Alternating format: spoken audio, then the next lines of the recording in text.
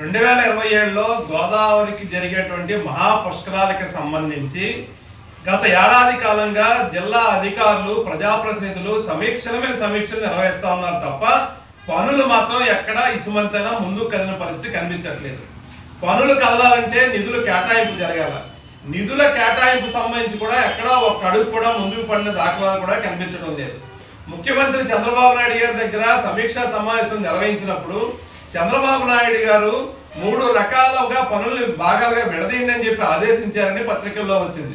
అవి శాశ్వత నిర్మాణాలకు సంబంధించినవి, పుష్కరాల ఏర్పాట్లకు సంబంధించినవి, పుష్కరాల వసతులకు సంబంధించినవిగా విభజించండి అని చెప్పినట్టుగా పత్రికల్లో వచ్చింది.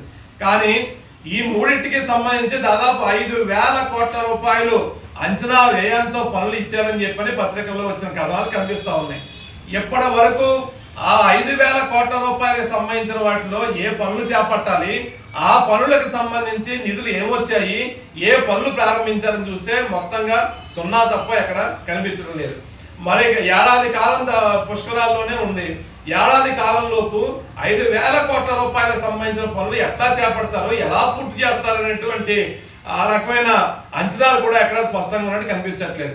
అందుకనే మేము సిపిఎం పార్టీగా జిల్లా అధికారులని, ప్రజాప్రతినిధుల్ని విజ్ఞప్తి చేస్తా ఉన్నాం, కోరుతా ఉన్నాం.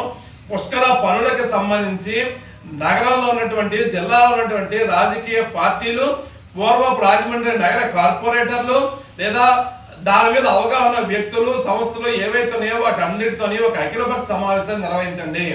అఖిలపక్ష సమావేశంలో వచ్చేటువంటి సూచనల్ని, సలహాలని పరిగణలోకి తీసుకుని వాటి ఆధారంగా పనులు ప్రారంభించండి తక్షణం అని చెప్పి మేము కోరుతా ఉన్నాం. ఎందుకంటే అధికారులు మొత్తం, జిల్లా అధికారులు మొత్తం కొత్త అధికారులు వచ్చున్నారు. గత పుష్కరాల్లో పనిచేసినటువంటి అనుభవం అధికారులు కూడా ప్రస్తుతం ఎవరికి కనిపించట్లేదు. ఆ రీత్యా అవగాహన కూడా లేకపోవడంతో పనులు ప్రారంభం కావట్లేదు.